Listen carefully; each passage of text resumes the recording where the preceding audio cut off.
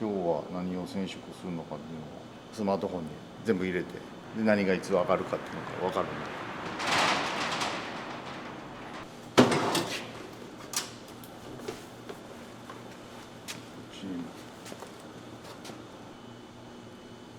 朝開ける、もちろん開けないと何人か職人早く来る。近い人はね結構、まあ近い人でも早く来る人いるな。もう多分30分ぐらいしたら7時ぐらいになったら来る人もいるし、それもうそろそろ多分1人ぐらい、1人2人、あ、来ました。いつもこの時間にもう日課なんやね。はい、そうです。目が覚めてしまうよね。まあ、あんまり家にじっとしてもあんまり好きじゃないんで。こういうことです。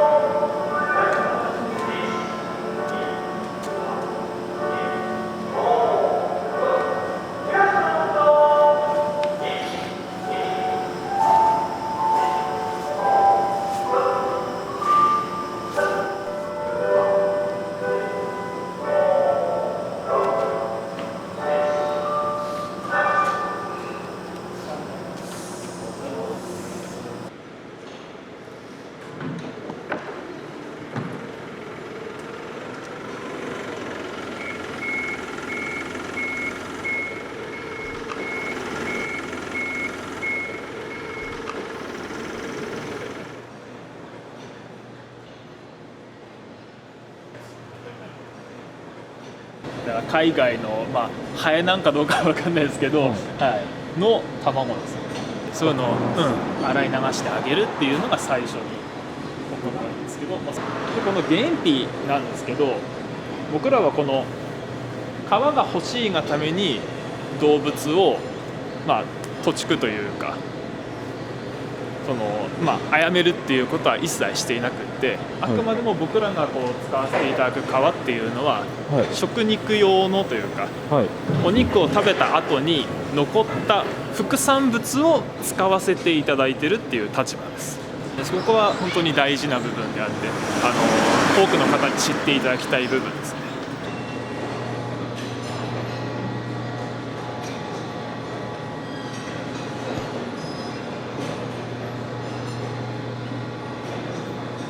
まずそうです、お尻と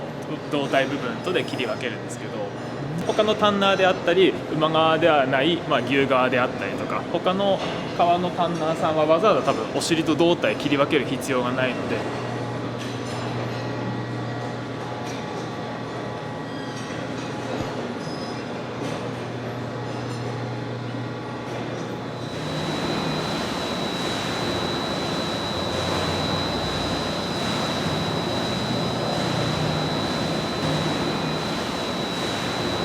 繊維をこうほぐして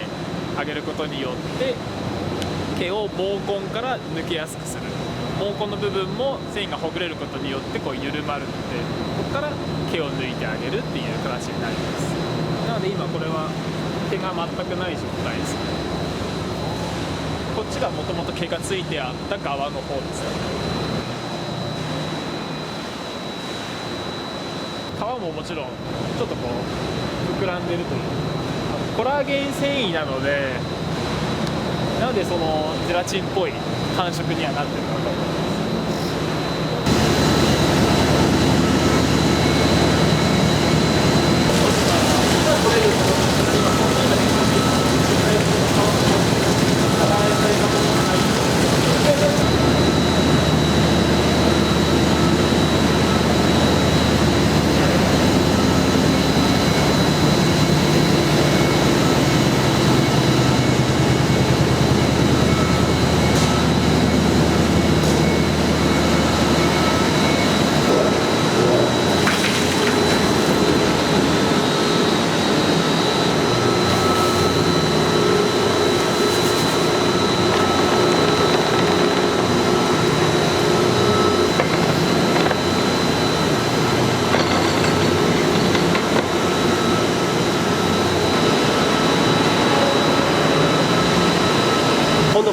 石灰が入ることによってこのなめしという工程ではこれが邪魔になってくるんで、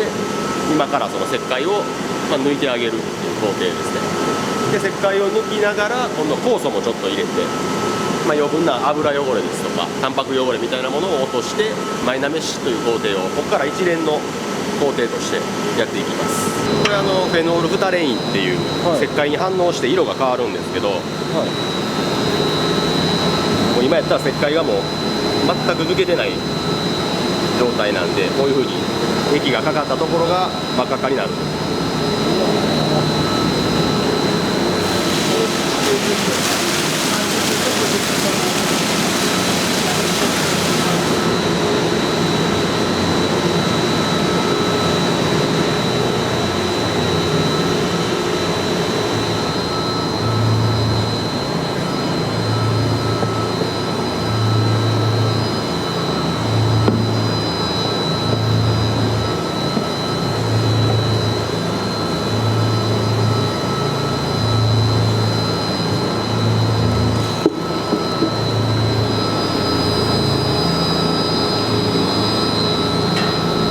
こんな風にさっき見ていただいた時真っ赤っかやったと思うんですけど、全然石灰がきれいに抜けてる状態ですね。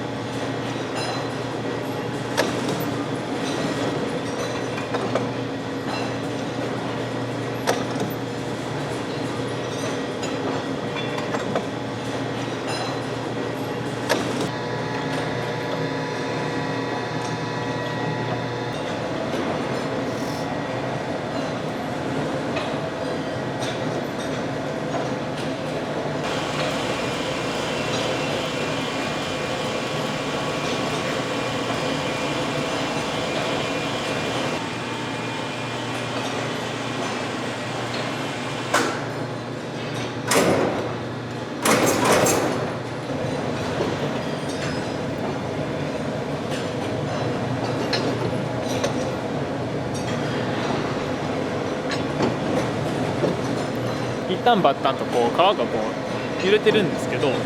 それをすることによってこのタンニンを皮の中にじんわりとこう浸透させていく。3箇所移動していきますね。まず1回薄い層で中間で濃いところっていう順番ですね。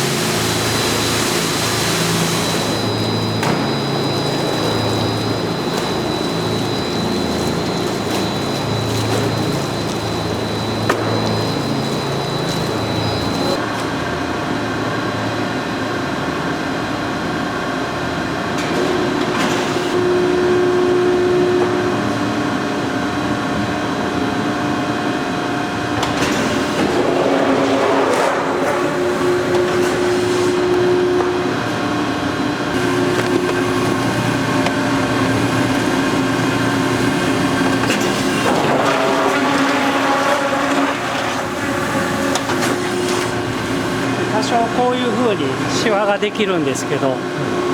これは次に乾燥させた後にまたもう一度染色するので、このシワはもう全部きれいになくなっていくんで、主にどっちか言うたら乾燥するための水絞りっていう形です。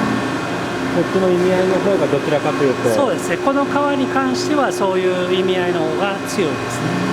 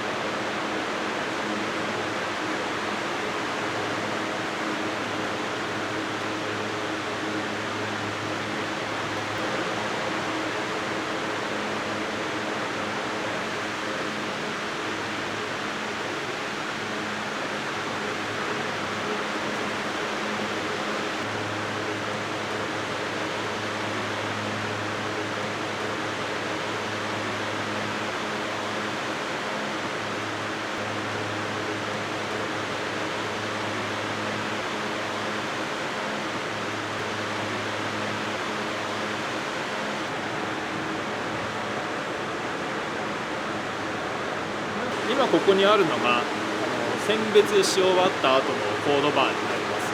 で今この状態っていうのはもうシェービングをしてコードバン層が現れた状態で、そのコードバンの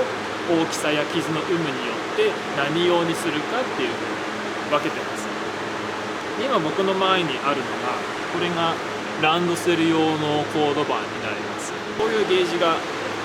あります。はい、これがランドセルのかぶせの部分、背負った時にこう垂れるとか部分のゲージになってるんですけど、コードバンに対してこのゲージが入るものをランドセル用としています。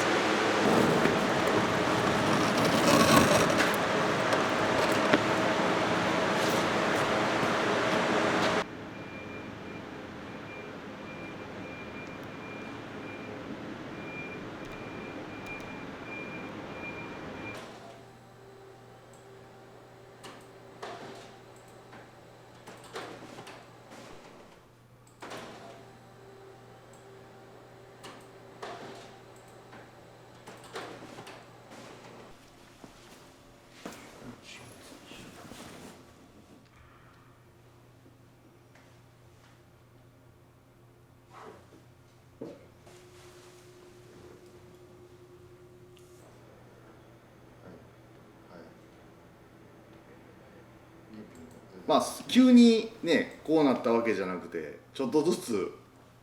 従業員も、まあ、職人もね育って割と任せられるようになったんで、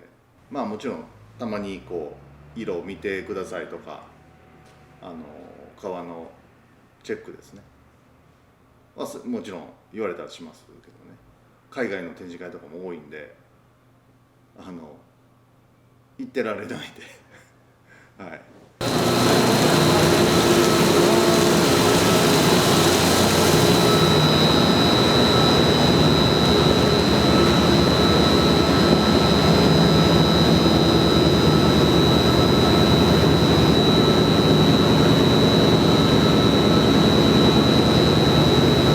ここで回ってるのは染色が行われてる状態になります。で染色っていうのはまあ革に色をつけるっていうことなんですけど、乾燥してる革にその水分を与えてちょっとこう柔らかく戻すっていう工程を踏んだ後に染料を入れます。染料を入れて太鼓を回して、で今度油を入れます。でまた太鼓を回して、その入れた染料と油を酸性の薬品で止めてあげるっていう感じですね。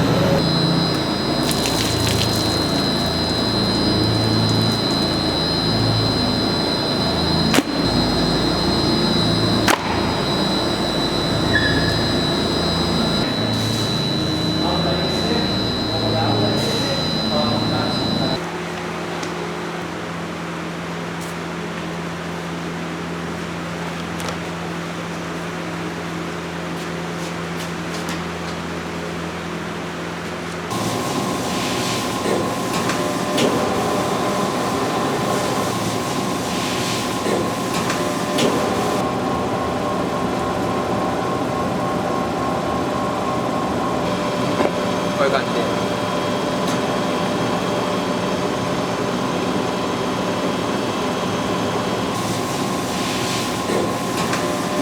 高い熱で入れるので、まあ低い時でも80度で、高いとも100度とかで回してどんどん通していくんですけど、やっぱ夏場とかはだいぶしんどいですね。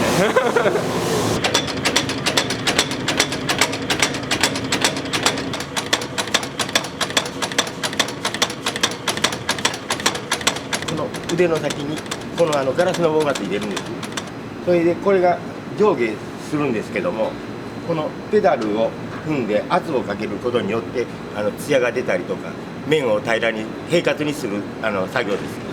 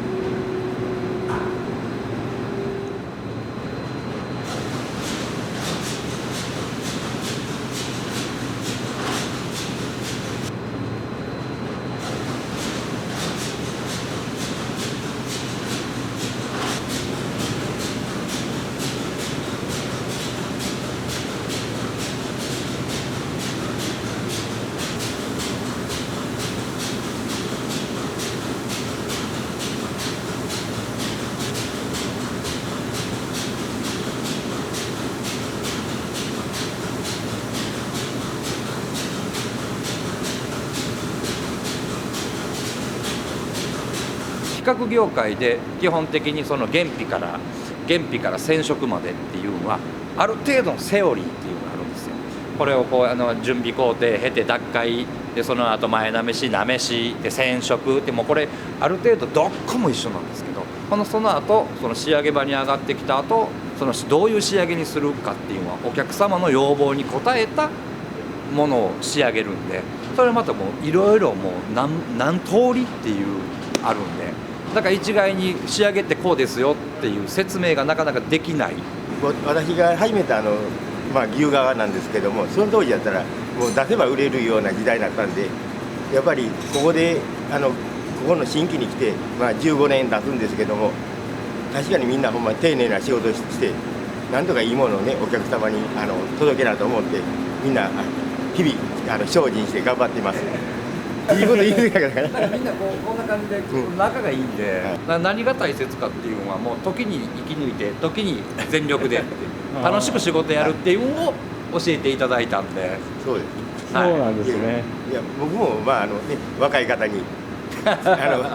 勇気とか元気をもらってなんとかねここで楽しく仕事させてもらってます。でそれがいい革作る一番やとは思いますね。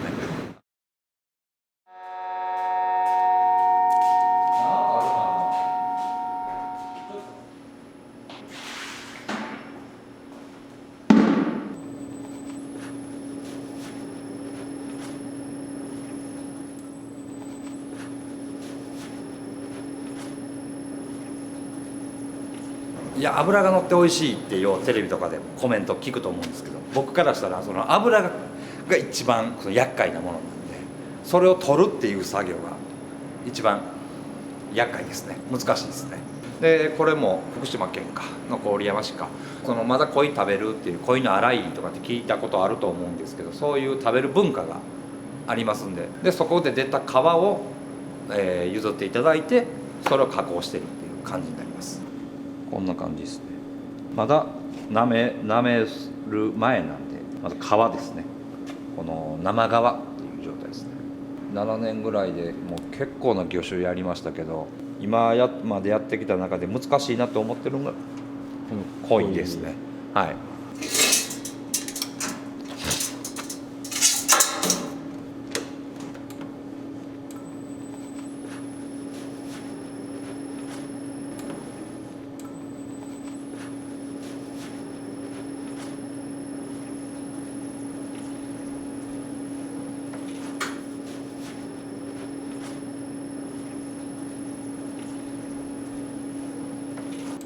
生き物の